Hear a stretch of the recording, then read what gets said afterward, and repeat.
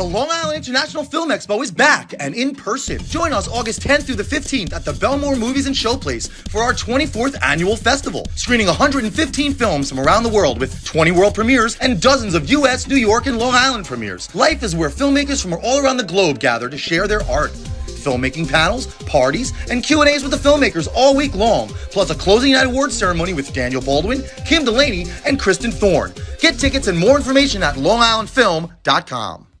I'm with Debra Markowitz, who is the Vice President of Long Island Film and Television Foundation. She's also the co-founder of the Long Island International Film Expo. Debra, how does it feel to be into this 24 years now? I can't believe it. 24. I can't believe next year is going to be our 25th. It happened in a blink of an eye. Now, last year we did our interviews on Zoom, and this year we're here now, thank goodness, in person. Yeah. But how does this expo compare to the one before we had COVID? Well, I think there was an energy and an electricity of people seeing each other for the first time. We were one of the full in-person film festivals that's happened on Long Island. So people were so excited to see each other, and the panels were wonderfully attended. And because we have a 350-seat theater, we could social distance, and yet people could still be near each other. Yes. So it's awesome to see everybody. Yeah, it was nicely spaced. And now, how about the entries? Were there as many entries in the festival? Way less. Way less. I mean, we've had up to 1,000. We've had 6. I think we had just maybe 300-400 tops. But which we expect. Nobody filmed for the last year. Yeah, people couldn't get out. As a matter of fact, some of the films were made during the pandemic in people's homes or in relatives' homes. They had to keep in their tight little circle to get something done. But it was amazing that there were very good films made, right? Yeah, absolutely. I believe we had 4, possibly more, pandemic films in the film festival. One of the things that I did like is the opportunity now to watch the films virtually, which I did, some of them, because I couldn't get here. And it was, I think it's nice to have the choice. What do you think about that? Well, we did it for several reasons. One is because we knew that a lot of people probably still wouldn't travel. We knew that our foreign filmmakers certainly weren't going to come in. We did have somebody come in from California and a few other states, but so we did it also as a backup. What if they closed us down again? I mean, there's no way we could know. So so we needed to be prepared. And as it turns out, a lot of people watched virtually, so they weren't ready to come out and they could see films. So we'll decide in the future if we want to still keep it, but it's a good safeguard. Yeah, that's what I was going to say, because things are iffy again right now. One of the things you did not do this year was the drive-ins, which you had last year. That was another choice, was the drive-in, which was a lot of fun. But I imagine that's a whole lot more work for you guys. We wanted to make sure that we had some presence for the filmmakers in person and also to make the sponsors happy. So we might do it again. So now you've retired from a lot of your duties here. What are you doing in your free time? There is no free time. As you know, I created the Nassau County Film Office 33 years ago, and I ran it through 4 administrations. And I left in December because I wanted to make my own films. And I will tell you, I am way busier now.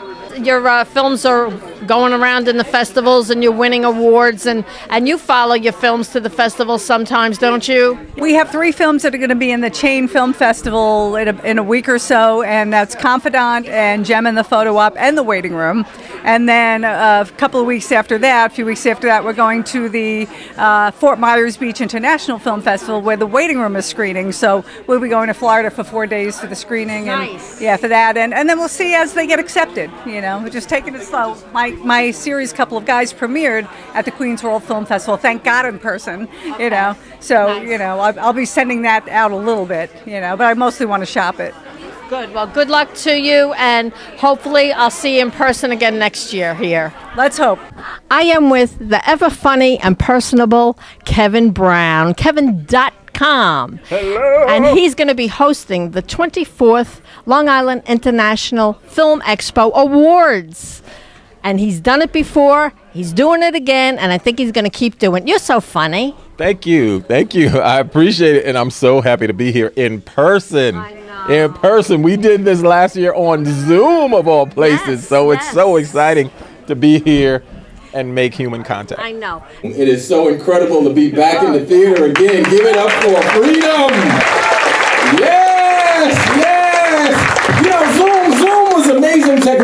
during this thing, right? Everything was Zoom. Everything was Zoom. Zoom is tricky though, because you notice people only put the camera on the most beautiful parts of their house, right? And you can do a Zoom call and you don't have to clean the rest of your house. Just clean the part that's over your shoulders. Last year, one of the presenters messed around and their camera moved. It looked like they stepped out into an alley. I saw broken glass, stray cats, empty boxes, police tape. Oh my goodness. You've got the hosting gig for today at the Long Island International Film Expo. You do a wonderful job as the host. How do you feel about hosting it? I love hosting it. I love being around new, young artists before their hopes and dreams have been shattered, because I feed off that energy, right? I feed off that energy, so I love it. And young filmmakers offer me roles that Hollywood would never offer me, right? I was lucky. I was on 30 Rock, right? Yes. And I had a character that presented as a bouncer, but he also had depth. But outside of that, Hollywood has a real narrow way of thinking, right? Yeah. But when I do film festivals like this, I've been offered roles. I played an angel in a movie as a result of this film festival. Nice. I played a guy with a mental disorder and had a major breakdown. I mean, I get offered roles that Hollywood would never normally offer me as a result of this. With the pandemic, do you have anything coming up? Tell them. I actually do have some real nice roles. Something's being shot in Hawaii. So with that one, I don't even care what the role is. It's being shot in Hawaii, right? So who cares? Who cares what I'm doing? But the point is, the industry's opening back up. I just came off a tour. I was on tour for a month, going between Florida and the Bahamas and a couple of islands, and I was doing a bunch of shows each night. Good comedy. So that was really exciting. Yeah, stand-up comedy shows. Good. So I'm just glad to be back and be around people again. Good. My name is Uptown Kevin Brown. So Google that. You could just Google him. He's all over the place. I want to thank all the filmmakers for submitting your films. I want to thank you for attending. I want to thank you for coming back to the movies. This is really important. We hope that the movie industry always keeps going and going and going. I was having a conversation quickly with one of the filmmakers, and they say, it's just not the same when you see it on the big screen. You see so much more of the nuances of the way act works, the way something's designed. So we have to keep up coming to the movies, and that's really important. I want to thank our sponsors, of course, always. I'm here now with Heather Britton O'Scanlan, and she is the winner of the Best Actress of the festival. So nice to meet you. Thank you. Thank you so much, Helen. That's quite an honor, because this is the 24th annual Expo here, and to win this award, there's a lot of competition. A lot of competition. It's a very well-respected festival. I've always loved coming to life, and honestly, the competition this year was very fierce, and it's truly humbling. And the name of your movie and your role? Victim number 6. I was the lead actress, and I was also one of the producers on it with my producing partner, Nancy Mena, and Nancy was the writer-director. Oh, okay. And Nancy is also up for an award? Yes, Nancy is nominated for Best Director, which we will hear about tonight. We are also nominated for Best Horror Film. We won Best Cinematography, Best Original Score, and Best Production Designs. So life has shown us a lot of love this year. We're just feeling really good. Oh, so it's a horror film. So were you in the block with other scary movies? Yeah, we showed with The Killer Across the Street on Friday the 13th. And the feature film, The Andy Baker Tape, which is a fantastic film, kind of found footage thriller, written and directed by Brett Latta, co-written by Dustin Fontaine, and Brett won the Best Actor award here too. So we were in an awesome block. What drew you to the character? Oh gosh, Donna is complicated and layered, and quite frankly, an actor's dream role. I really, it's a dark film. There are some moments of levity. It was well written, and I just love being a part of the whole process. Did you learn anything? Did you come away with anything when you finished filming? Well, I have more knowledge about serial killers than one would ever hope to have. I learned about when you're playing a not necessarily good person, there's still good qualities in there, and to find those good qualities, because you need to like the character. That Are you the villain? playing. Well, I can't tell you. You got to watch the film to find out. Victim number 6. Next, we have the Best Actress Award, and that goes to a friend that I think actually still lives in New Jersey, right? Heather Brittany O'Scanlan for Victim number 6. Hi. This feels really good. Oh, take your word. Okay, thank you. Sleep with it tonight. Thank you. This truly is humbling. All jokes aside, thank you, Debra and John and Manny and Lindsay and everyone here at Life. Truly, this is amazing. Nancy, my director, my producing partner, our writer, my friend. Thank you for writing this character for me, for writing this film. It was a treat. It was an actor's dream to play Donna. Yeah. Here with me now is Brett Latta, and the name of your film is? The Andy Baker Tape. And he is the recipient of the Best Actor Award. I am. It's such a delight, and the competition this year has been so stiff that I just feel honored to be part of this festival and to receive an award for a film that I wrote, directed, edited, and colored. It's kind of a dream came true. You do everything. Well, congratulations to you. You wrote it. Now, is it a short film? No, this is a feature film. I wrote it with my co-producer and co-writer and co-star, Dustin Fontaine. This was our pandemic project. We're both actors by trade. We were out of work. There was nothing going on, so we wrote the script in 3 months. We shot the film in October of last year. I edited it around the clock. We released it in March of last year.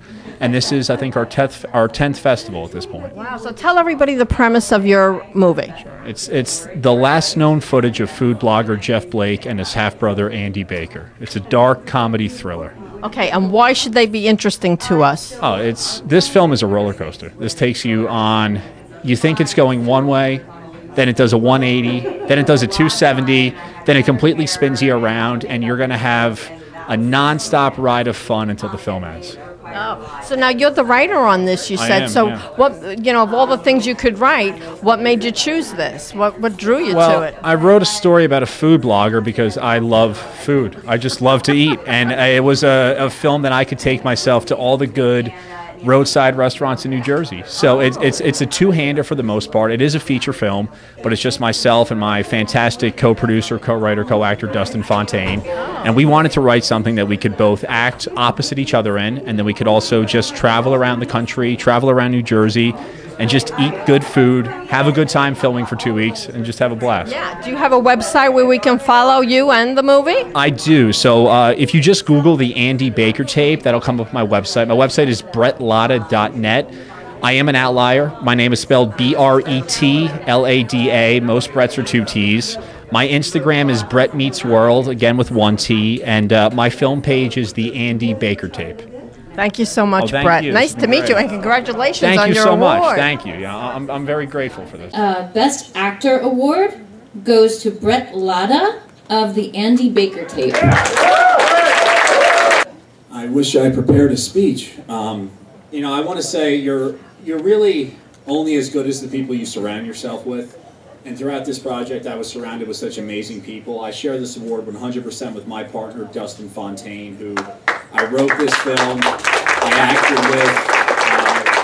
He was just a gem to work off of. I also want to thank Caitlin Borick, our producer, who helped me edit this project so I can make myself look good, or try to. And Arthur Giamalitis, who was my sound engineer, who 100% just took our little self-made film to the next level. So without them, I wouldn't be standing here. When I wrote this film, I dedicated this to my grandmother, who was 96 at the time, and this award goes to her. So thank you, Norma. And the winner of Best Feature Film is the Andy Baker Tape.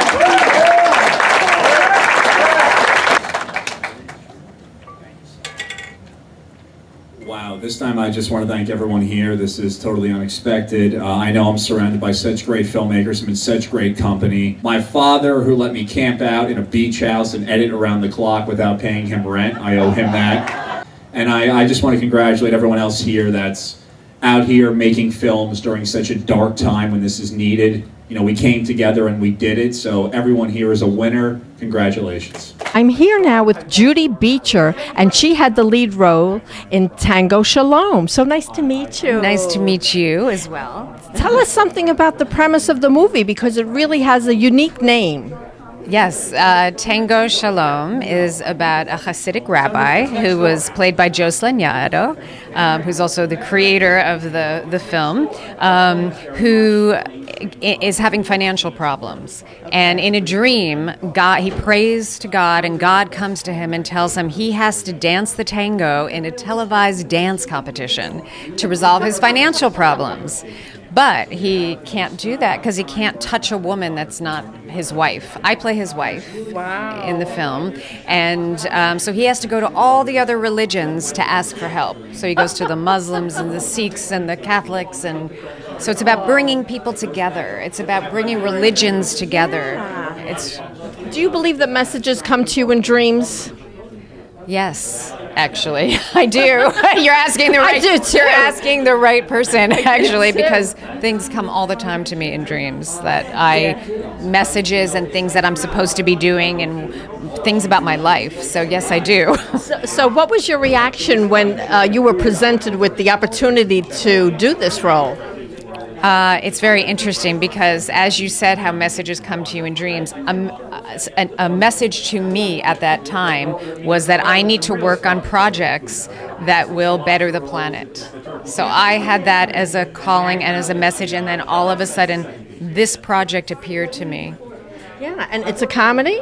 Yes, it's a comedy. Pretty funny. Yes, it's a comedy. Yeah. Yes. So the world could really use more laughter, right? Yes, the world, especially right now, the world could really use more laughter, and that's why I've seen this film 16 times now, and I never see a film more than once. Like, mind you, like I've seen it so many times, and every time I'm just hysterically laughing, and it's uplifting. Is there a website where we can follow you? Yeah, where I can follow me or the movie. Oh. So the movie, it's TangoShalomMovie.com. Me, it's JudyBeecher.com. I'm here with Josh Lanyado, who wrote, produced, and was the lead actor in Tango Shalom, right? Yes, yes. Congratulations. I understand it's wonderful. And it's a comedy. Yes. And how did you come up with this? Well, I go to the Chabad house on Fridays, and during Purim time, the rabbis, who are very serious, they start drinking liquor and they start the dance, break dancing on the floor. Really? Breakdancing? So since I'm a tango dancer, I said, what if one day Hashem, God, sends a message to this rabbi to dance the tango, and what would be the reason? So I started writing this, and then my brother came to help me out, Claudio, and then Joe Bologna, also help us to finish the script. Yes, I see you have some really top name talent, right? Renee Taylor and Lainey Kazan, yes. Right? Yes, we have Renee Taylor from The Nanny. Yes. And he's right on HBO Max. He's going to come up. And then we have also Lainey Kazan from A Big Fat Greek Wedding 1, 2, and 3 coming up. Terrific. I'm with Claudio Lanyado, who was the brother of Lost Lanyado, and he was the screenwriter. I was a screenwriter, producer, one of the lead actors. I played the role of Rachamim Yehuda, a stockbroker, a Jewish stockbroker. And so that's what I was doing. Yeah. So do you do the tango in the movie? No, I don't do the tango, but my brother Josh does. And he plays the rabbi. I don't know if he told you about that. Yeah. And as I play his brother, and we have a relationship there in the movie. So what do you give him advice? He's actually, I'm asking him for advice. We're all asking. So you have to see the story, but mainly the movie's about a Hasidic rabbi who believes that God, the Almighty, is telling him he should dance the tango. Yes. All right, and it's a feel-good comedy fable with a message of peace, tolerance, and understanding. Right. Yes. All right, and the movie was co-produced with the Bolognas. The director was Gabriel Bologna, the son of Renee Taylor, who's in The Nanny now, on the TV show in the HBO Max now. Yes. And then Joe Bologna co-wrote it with us, co-produced it. and he lived past whatever the doctor said that he was going to live. Oh. He was going to. They said he was going to live a couple months. And how long did it take you to write this? Well, it took us a while because he had a pancreatic cancer and chemo and all that. So we had a whole bunch of obstacles, but we were able to succeed. So far we won 8 awards, about 12 nominations worldwide. The first festival was in Jaipur International Film Festival in India. My heart goes out to them. Is this the first project that you've written? This is the first feature narrative, the big one for us, and we formed a company called Convivencia Forever Films. The name comes from La Convivencia. It was a time before 1492 when the Muslims, the Jews, and the Christians used to live and work in peace and harmony together. So we basically making projects to open doors of dialogue, enlarging the doors of dialogue that are there open, and have a positive social change and so forth and so on. So it's a movie for everyone. It's a PG-13. It's going to come out in the theaters beginning September. Vision Films picked it up for worldwide distribution. We'll have opening in New York and LA, and hopefully we'll spread over. And the DVD and VOD release in North America will be October 29th. I'm with 2 of the actors from Tango Shalom. I'm with Bobby Greenberg, who is a terrific comedian. Hey, Bob. Guilty as charged. That's Bob with 1 O. And you are? Marcy Fine.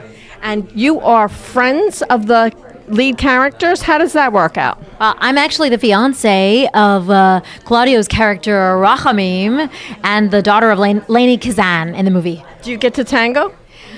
No, and it's probably for the best. What about you? Do you tango?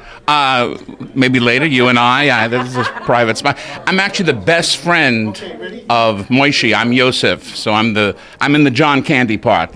Go figure. Oh, so now how did it come about that you landed the role, Bob? Were they looking for a comedian? They were looking for a big fat guy, and I had to put on 100 pounds to get the part. It's terrible. No, you had to eat all those donuts. Yeah. No. Initially, I went. My agent sent me to a reading of the script. I was supposed to play another character, but at readings you play other characters. Yeah. And then as I got closer, I auditioned again for this one part, and I landed it. So yeah, good for you. And what do you have to say about the character that you played? First of all, I loved being in this film. It was amazing. And the character that I play is very much like myself, except she's super high fashion, even fashiony-er than I could be. So you would see me in all these little Audrey Hepburn type different outfits. So it was kind of interesting and fun. Yeah, definitely. Isn't that cool? Yeah. Now, is there anything that you took away from making the movie? Anything that you learned? Well, I took those Audrey Hepburn outfits and I tried to put them on, but it didn't. No, basically just more racial tolerance, just to be kind. Tango Shalom teaches you to be kind. There's a lot of religions represented in the movie. There's Muslims, there's Hindus, Jews, Catholics, and we all get together, and it's all about being positive. It's a very good, positive, funny movie. That's right. You got a website, Bob, where we can follow you? We can find me on Facebook, Bob Greenberg Comedian on Facebook. And what about you? Where can we find you, and spell your name for me? Yes. So it's Marcy, M-A-R-C-I, Fine, F-I-N-E, so marcyfine.com or tangoshalommovie.com for information about this film, and it will be coming out in theaters in September. Good. Now, did you work on set with Renee Taylor or Lainey Kazan? Yes, there are a couple of yentas. Beautiful. They're like my bubbies. They make me cry when I watch this movie because it's abyssal like my bubby Esther. Definitely abyssal like my bubby Esther and Bubby Ida. Did they make you laugh even when you weren't rolling? Oh yeah, they're to be on the same set with Joe Bologna and Renee Taylor and Lainey Kazan. It's a mitzvah. It really is. I mean, we were very lucky. A big blessing. Thank you, guys. All right. It was wonderful. Continued success. Sei gesund.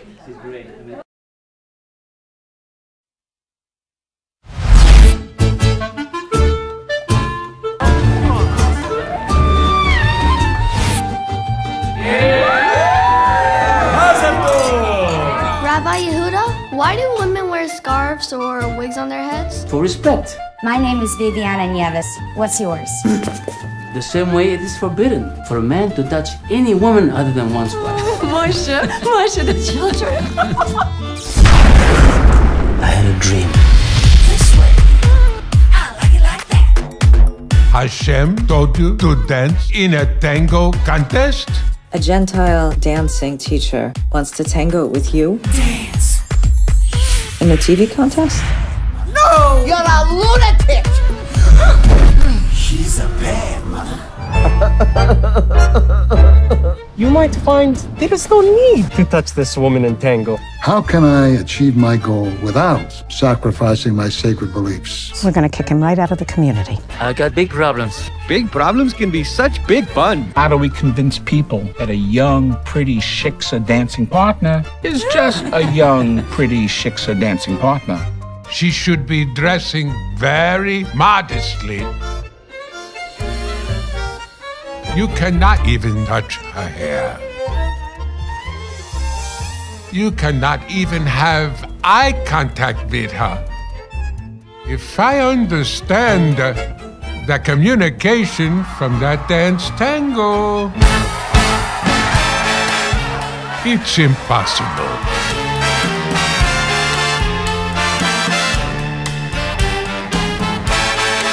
Why are you hoping that he sins?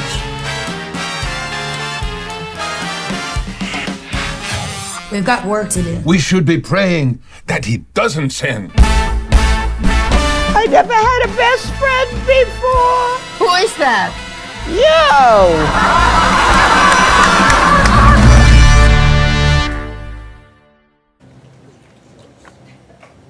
Tango Shalom. The